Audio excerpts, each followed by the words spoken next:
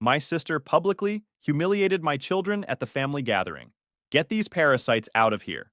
They're adopted. They don't really count as family, she said, loud enough for everyone to hear. So I said, then you can leave too. Turns out, you don't count either. Then I canceled the entire party and watched her storm out in silence. Hey Reddit, long-time lurker, first-time poster. This happened about 6 months ago, and I'm still processing everything. I've been debating whether to share this story, but after what my family went through, I think you guys will appreciate the justice that was served. Buckle up because this is a wild ride. I 35 male, and I own 2 auto repair shops here in Phoenix. Before you think I was handed anything, let me be clear. I built this empire from absolutely nothing through pure sweat and determination. Started as a junior mechanic at 18, making minimum wage at a sketchy garage downtown, working 60-hour weeks and living in a studio apartment that smelled like cigarettes and broken dreams. I saved every single penny for 8 years, eating ramen noodles and driving a beat-up Honda that leaked oil in 3 different places. Finally opened my first shop when I was 26 with a $40,000 loan I had to beg 3 different banks for, using my truck as collateral. Now I employ 12 people across both locations and pull in around $180,000 a year after expenses. Not rich by any means, but comfortable enough to provide for my family and sleep well at night, knowing I earned every dollar. I married my wife Jessica when I was 28. She's a nurse at the Children's Hospital, making about $75,000 annually, working night shifts with sick kids because she has this incredible heart for helping people. We're both practical, no-nonsense people who believe in working hard and earning what we have through honest labor. We drive paid-off vehicles. I've got a 2018 F-150 that I maintain myself. She drives a reliable Honda CR-V that gets great gas mileage. We shop smart, clip coupons when we remember to, and our biggest splurge is maybe a weekend camping trip to Sedona twice a year where we can disconnect from the world. But we're solid financially and emotionally, you know? We had this whole detailed plan mapped out for our future. Have kids within 3 years, buy a bigger house in a good school district, maybe get a cabin up north for summer vacations, and eventually expand the business to include a 3rd location specializing in classic car restoration. That plan got completely destroyed about 4 years ago when we found out Jessica can't have children. There's some medical condition with her reproductive system that makes pregnancy impossible. We spent almost $35,000 on fertility treatments over 2 years, IVF procedures, hormone medications, specialist consultations, second opinions, experimental treatments, the whole exhausting nightmare. Nothing worked. The stress nearly broke us financially and emotionally. I remember the day our doctor told us there was nothing more they could do. Jessica didn't speak for 3 days straight. She just sat on our couch staring out the window, occasionally crying quietly. I felt like someone had ripped out everything I'd been working toward, everything I'd dreamed about since I was a kid myself. All those dreams of teaching my son how to change oil and rebuild engines, taking my daughter to car shows and teaching her about business, watching them grow up around the shop and maybe taking over the family business someday. All of it was just gone in an instant. But Jessica is tougher than anyone I know, mentally and emotionally resilient in ways that constantly amaze me. After we processed the grief over several difficult months of counseling and long conversations late into the night, she brought up adoption with this determined look in her eyes that I'd learned to recognize. Jake, she said one evening while we were sitting on our back porch watching the sunset, there are kids out there who need us just as much as we need them. Maybe this is exactly how we're supposed to build our family. Maybe there's a reason this path was closed, so another one could open. That conversation changed everything for us. We started researching adoption agencies, attending information sessions, and learning about the foster care system. The statistics were heartbreaking. Thousands of kids aging out of the system every year with no permanent families, siblings being separated, children bouncing between homes for years. We knew we wanted to help, and we knew we had love to give. That's how we found Emma and Tyler through the state adoption agency. Brother and sister, ages 4 and 6, who'd been in foster care for 2 long years after their biological parents died in a devastating car accident on Interstate 17 during a rainstorm. Their extended family couldn't take them due to various circumstances. Some lived out of state, others had financial problems, and one set of grandparents was too elderly to handle young children. So these beautiful kids had been bounced around different foster homes, never staying anywhere long enough to feel truly settled or secure. When I first met them at the adoption agency downtown, it was a Tuesday afternoon in March, and I remember every detail of that moment like it happened yesterday. Tyler was holding Emma's small hand protectively, trying to be the brave big brother, even though he was just a scared, traumatized little kid himself, who'd lost everything he'd ever known. Emma was so tiny and fragile, wearing clothes that were obviously hand-me-downs from other foster kids, clutching this worn-out stuffed bunny that had clearly seen better days. Tyler looked at me with these incredibly serious brown eyes that seemed too old for his face and said, "Are you going to keep us? Or are we just visiting again?" The way he asked that question, with this matter-of-fact tone like he was used to disappointment, just broke something inside my chest. I could tell he'd been through this process before, meeting potential adoptive families who ultimately decided they didn't want the responsibility of two traumatized children. That question hit me like a physical punch to the chest. I knelt down to his eye level on that cold linoleum floor and said, "Son, if you and Emma will have me, I'm going to be your dad forever. That's not a maybe. That's a promise I'm making to you right now." Emma was still clutching her worn-out stuffed bunny with one missing ear, and she whispered in this tiny voice, "Do you fix broken things?" When I said yes, she carefully handed me the bunny and said, "Can you fix Mr. Hops? His arm is coming off and he's really hurt." The trust in her eyes when she handed me that precious bunny, the one possession she had left from her old life, was absolutely overwhelming. Right there in that sterile agency office, I knew these kids were meant to be ours. The adoption process took an exhausting 20 months and cost us another $28,000 in legal fees, court costs, background checks, home inspections, mandatory counseling sessions, and administrative fees that seemed to multiply every month. We had to provide financial statements, employment verification, medical records, character references from friends and employers, and undergo psychological evaluations. Social workers came to our house monthly to interview us and inspect our living situation. We had to complete parenting classes specifically focused on trauma-informed care for children who'd experienced significant loss. Worth every single penny and every sleepless night, though, because these kids are absolutely everything to me now. Tyler is now 8 years old and completely obsessed with anything automotive. He can already identify most makes and models from 50 feet away and knows more about engine components than some of my junior mechanics who've been working for years. He spends every Saturday morning at the shop with me, wearing his own little coveralls that Jessica bought him, and he has his own set of toy tools that he uses to help me work on cars. The kid has natural mechanical instincts that amaze me daily. Emma is 6 years old and wants to be a veterinarian because she loves fixing hurt animals, just like I fix broken cars. She's constantly bringing home injured birds, stray cats, and wounded insects, asking me to help her make tiny splints and bandages. We've converted part of our garage into a makeshift animal hospital where she practices on her stuffed animals. Her compassion for suffering creatures is incredible to witness. They call me Dad and Jessica Mom without any hesitation, and they are our kids in every way that truly matters. Tyler helps me in the shop on weekends, learning basic tool names and safety procedures, and he's already talking about maybe taking over the business someday. Emma draws pictures of our family constantly, always the four of us together with big smiles. And we hang every single one in both shop locations where customers can see them. My employees treat them like their own nieces and nephew, teaching them about responsibility and work ethic. We're a real family in every sense of the word, bound not by genetics but by choice, love, and daily commitment to each other. The kids have thrived beyond our wildest expectations. Tyler went from being a scared, withdrawn little boy to a confident kid who makes friends easily and excels in school.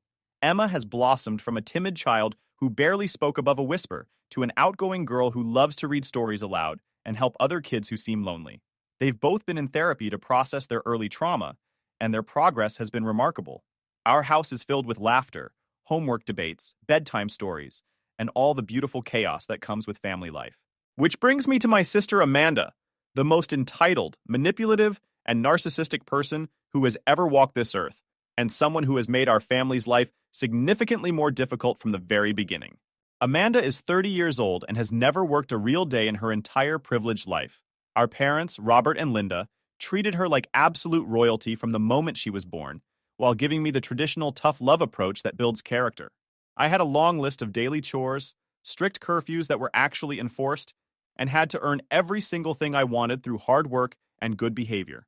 Amanda got whatever she demanded just by batting her eyelashes, throwing elaborate tantrums, or manipulating our parents with crocodile tears and emotional manipulation. She's made an entire career out of dating wealthy men and extracting maximum financial benefit from each relationship. After high school, where she barely maintained a C average despite having no responsibilities, She went to Arizona State University on our parents' money for some useless communications degree that she barely finished after 6 years of partying. Spent most of college hunting for rich fraternity guys whose fathers owned businesses or worked in high-paying professions, networking at expensive parties instead of actually studying. After graduation, she moved back into our parents' house and has been systematically living off various sugar daddies ever since, treating dating like a full-time job where her only qualification is looking pretty and acting helpless. Her pattern is always identical and predictable. Find some successful older guy through social media, dating apps, or expensive venues. Play the sweet and innocent girlfriend role for several months while gradually increasing her financial demands.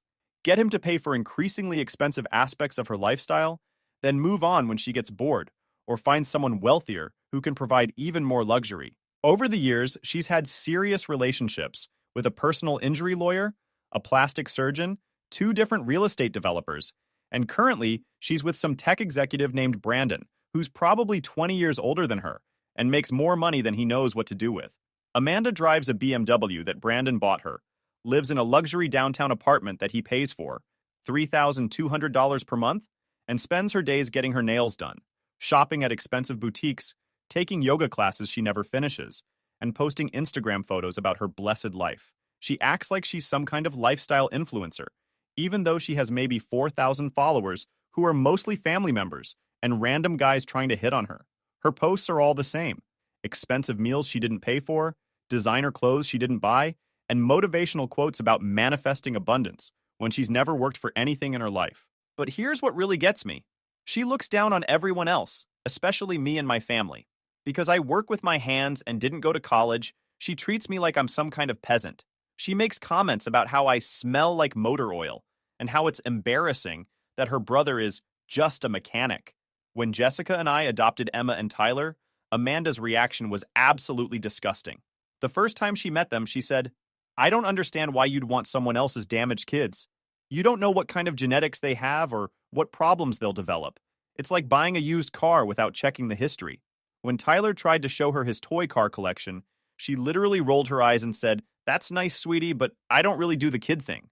When Emma asked if she could play with Amanda's jewelry like she does with Jessica's, Amanda said, "Oh no, honey, this is real jewelry that costs more than most people's cars." Over the years, Amanda's comments got progressively worse. At family gatherings, she'd make these passive-aggressive digs like, "It must be so hard not knowing if they'll turn out like their real parents," or, "I could never love a child that wasn't actually mine. The bond just wouldn't be the same." She'd also make comments about money, saying things like, "I hope you're saving extra for therapy in special schools. Adopted kids usually need more help than normal children." Or she'd ask Jessica, "Don't you ever wonder what your real children would have looked like?" The absolute breaking point was last Christmas. All the cousins were opening presents, and Emma was struggling to read a thank you card out loud.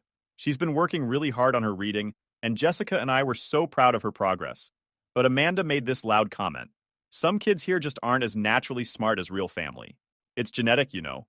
Tyler heard it and asked me later why Aunt Amanda said mean things about them. Emma started crying and said she was stupid and didn't want to read anymore. That night, I made a decision. I was done tolerating Amanda's behavior. It was time to teach her a lesson about family, genetics, and consequences. About 3 months ago, Amanda called me up all excited about her 30th birthday approaching. She wanted to throw this massive party to show off for Brandon and his wealthy friends. We're talking about an $18,000 celebration at some fancy resort ballroom with premium everything. "Jake, I need your help," she said, using that manipulative baby voice she's perfected over the years. "Brandon's company is going through some cash flow issues right now, and I really want this party to be absolutely perfect. You've always been so good with money and business." Here's where I should mention the extensive financial history of Amanda, using me as her personal bank account. Over the years, I've bailed Amanda out financially more times than I can count, always against Jessica's better judgment. Car payments when she was between boyfriends and couldn't afford her BMW lease, $450 per month for 10 months, credit card debt from shopping sprees and expensive dinners, $4,200, her security deposit and first month's rent when she got evicted for throwing too many loud parties, $2,800, medical bills when she didn't have insurance because she refused to get a real job, $1,500, emergency car repairs when she neglected basic maintenance, $900, and probably another $6,000 in smaller emergencies over the years. Everything from utility bills to traffic tickets to last-minute flights for important social events. She's never paid back a single dollar, despite promising each time that this would be the last favor she'd ever ask for. How much are we talking about? I asked, even though I already knew I was being played like a fiddle. Just $15,000, maybe a little more for the extras I want. I'll pay you back as soon as Brandon's next big deal closes. I promise this is absolutely the last time I'll ever ask you for anything. Jessica was standing right there shaking her head and making throat-cutting gestures while I was on the phone. After I hung up, she said, "Jake, she's using you again. She's never going to pay you back and you know it. How many times are you going to let her walk all over you?" But here's the thing. I wasn't planning to just give her the money. I had a completely different plan in mind, one that had been brewing since Christmas. "I'll help you," I told Amanda when I called her back. "But I have some non-negotiable conditions. First, you treat Emma and Tyler with complete respect at this party. No nasty comments, no ignoring them, no making them feel unwelcome. Second, you invite the whole family, including my kids. And third, you publicly acknowledge them as your niece and nephew in your birthday speech." "Of course," she said quickly. "It'll be such a wonderful family celebration. Everyone's going to have such an amazing time." I knew she was lying through her teeth, but that was exactly what I was counting on. While Amanda was busy planning her princess party over the next several weeks, ordering custom decorations that cost more than most people's monthly rent, tasting expensive catered food from multiple high-end vendors, and creating elaborate seating charts to ensure maximum social impact, I was conducting some very different research. Her constant comments about real family and genetics and blood relations had gotten me thinking more deeply about family dynamics and what really makes someone belong. She was so obsessed with bloodlines and genetic inheritance and natural superiority, but how sure was she about her own genetic background and family history? I started remembering some strange inconsistencies from our childhood that I'd never really questioned before, details that seemed unimportant at the time, but now seemed potentially significant, like how Amanda looked absolutely nothing like our parents or me in terms of basic physical characteristics. We're all dark-haired with brown eyes and olive Mediterranean skin that tans easily, but Amanda has natural blonde hair, bright blue eyes, and pale skin that burns immediately in the sun. Our parents always said she got those features from our great-grandmother on our mother's side, but I'd seen old family photos going back several generations, and nobody in our extended family looked anything like Amanda. There were other weird inconsistencies too that had never made sense. Amanda's birth certificate listed her birth weight as 8 pounds 3 ounces, but our mother always talked about how all her babies were small. I was only 6 pounds 1 ounce when I was born, and she frequently mentioned how she had easy pregnancies with small babies.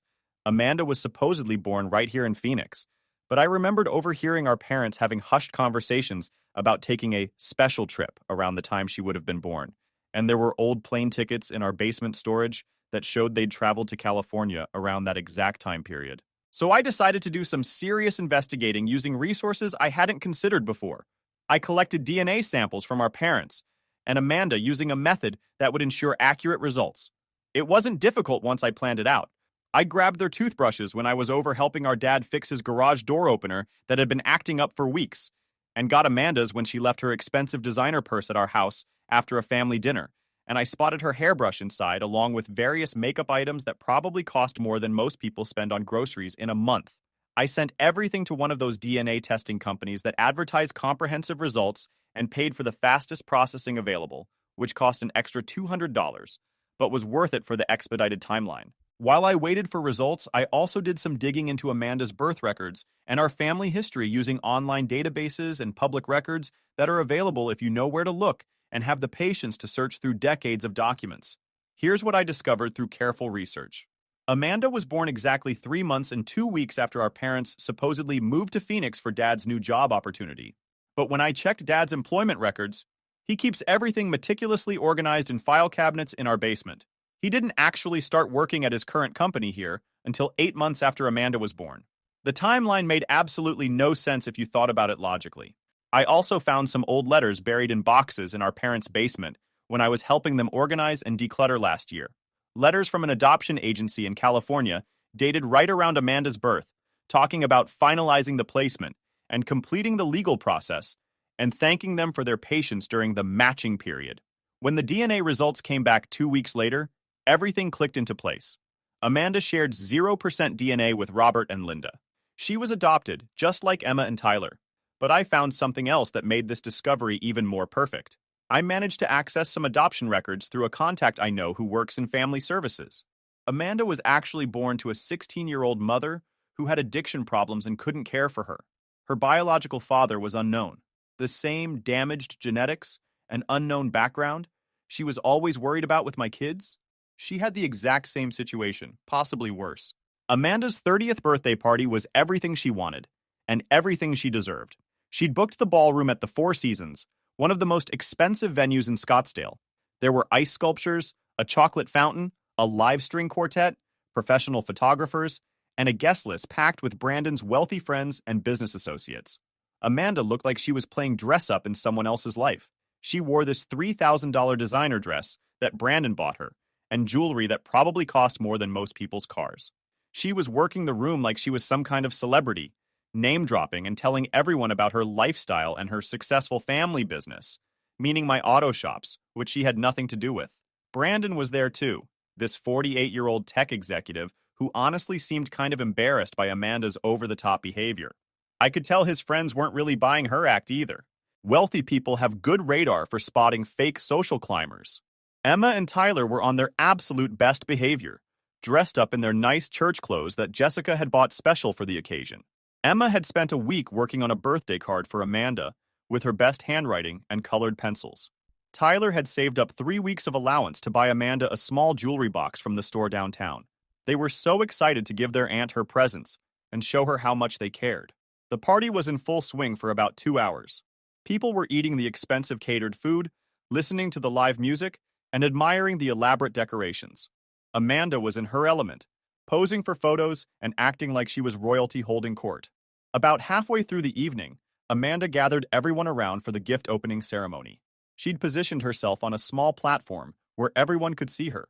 People had brought extremely expensive presents, designer handbags, diamond jewelry, luxury spa packages, bottles of rare wine. Amanda was eating up every moment of attention, making sure everyone saw how loved and spoiled she was. She opened gifts from Brandon's friends first, gushing over each expensive item and making sure to mention how generous and thoughtful everyone was. Then she moved on to family gifts. Our parents had given her a $1,000 shopping spree. Our cousins had pooled money for a designer purse. When it was Emma and Tyler's turn, they walked up nervously with their carefully wrapped gifts. Emma held out her handmade card with both hands and said in her sweetest voice, "Happy birthday, Aunt Amanda. I made this special for you because I love you." Tyler stepped forward with his small jewelry box and said, "This is from me. I picked it out myself and saved my own money for it." The room had gone quiet, probably because people thought it was sweet to see young children giving gifts to their aunt. What happened next was exactly what I expected, but it still made my blood boil. Amanda looked at their gifts like they were contaminated garbage.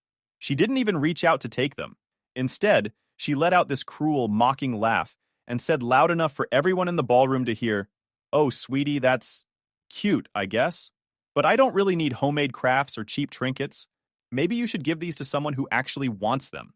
You're not really family anyway, so it doesn't really matter."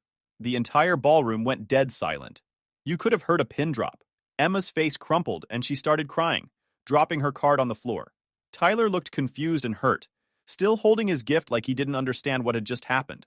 Brandon looked absolutely mortified. Several of his friends were shaking their heads and whispering to each other. That's when I made my move. I walked calmly over to Amanda, who was still standing on her little platform, with that smug, satisfied smirk on her face, like she'd accomplished something wonderful. I pulled out the DNA test results that I'd been carrying in my jacket pocket all evening. "You know what, Amanda?" I said, speaking loudly enough for everyone in the ballroom to hear clearly. "Since you're so concerned about who's really family and who has the right genetics, maybe we should clear something up for everyone here."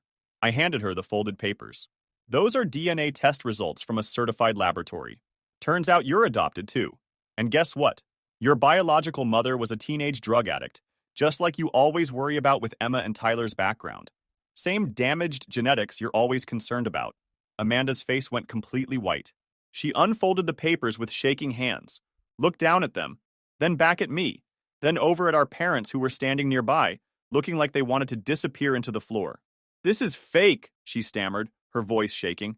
"You made this up to embarrass me at my own party." "Nope. Real laboratory results from real DNA samples. You can call them tomorrow to verify if you want." You share zero DNA with mom and dad. You're adopted. Just like my kids who you just humiliated in front of all these nice people. The whole ballroom was staring now. Brandon's business associates, the country club crowd Amanda was trying so desperately to impress, random party guests, they were all watching her carefully constructed world crumble in real time. Mom! Dad! Amanda shouted, turning to our parents with panic in her voice. Tell everyone this is a lie. Tell them he's making this up. But Robert and Linda just stood there in complete silence, looking at the floor.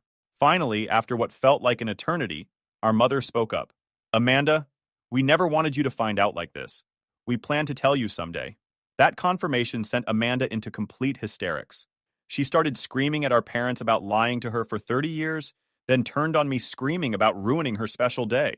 But I wasn't finished with my revenge yet. I walked over to the event coordinator who was standing near the entrance, looking very uncomfortable with the whole situation, and said loudly for everyone to hear, "This party's over. I paid for everything here, and I'm shutting it down immediately." "You can't do that," Amanda shrieked, jumping down from her platform. "It's my birthday. You can't just cancel my party." "According to your own logic," I said, looking her straight in the eyes, "adopted kids don't count and aren't really family. So by your own rules, this isn't really your party, is it? Since you're not really our family." The staff immediately started cleaning up. The string quartet stopped playing and began packing their instruments. Servers started clearing tables and dismantling decorations. Guests began gathering their things and heading for the exits, most of them looking disgusted by Amanda's earlier behavior toward the children. Amanda tried desperately to salvage the situation, running around begging people to stay, promising to move the party somewhere else, offering to pay for everything herself, which everyone knew she couldn't do. But it was too late. Her reputation was completely destroyed in front of everyone who mattered to her social climbing ambitions. As we were leaving with Emma and Tyler, I heard Brandon telling one of his business partners, "I had no idea she was like this with children. This is definitely not the woman I thought I was dating. What kind of person treats kids that way?" The aftermath was everything I hoped for, and so much more. Within 1 week, Brandon dumped Amanda. Turns out he has 2 kids from his first marriage who visit every other weekend, and seeing how she treated Emma and Tyler was an absolute deal-breaker for him. He kicked her out of the luxury apartment he was paying for, took back the BMW, and cut off her credit cards. Amanda went from living like a princess to having absolutely nothing overnight. She tried moving back in with our parents, but they were furious about the scene she'd caused at the party and how she'd treated their grandchildren. They told her she needed to figure out her own life for once instead of depending on others. Amanda tried crashing with various friends from her social circle, but her whole network was built around Brandon's money and connections. When that dried up, so did all the friendships. Turns out people who hang around expensive parties don't want to support unemployed wannabes sleeping on their couches. About 1 month after the birthday disaster, Amanda started blowing up my phone constantly. First, it was angry text messages at all hours calling me every name in the book and blaming me for ruining her life. "You destroyed everything I worked for," she wrote, which was hilarious considering she'd never worked for anything. Then it was pleading messages about how sorry she was and how she didn't mean what she said to the kids. Then it was desperate voicemails begging for money to help her get back on her feet, promising she'd changed and learned her lesson. I ignored every single message and blocked her number. 2 months later, she was working as a server at a chain restaurant, her very first real job at age 30.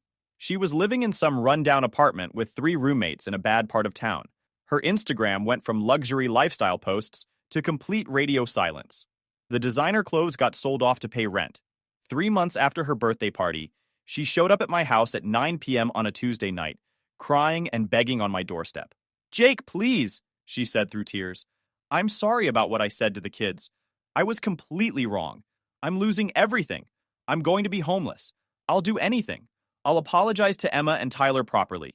I'll be a better aunt. I'll even work for you at the shop. Just please help me." That's when I gave her the speech I'd been rehearsing for months. "Amanda, for 30 years, you've treated people like garbage and expected everyone else to clean up your messes. You've used our parents. You've used me. You've used every man you've ever dated. You called my children worthless and damaged. You humiliated them in front of a room full of strangers on what was supposed to be a family celebration." She nodded desperately, still crying.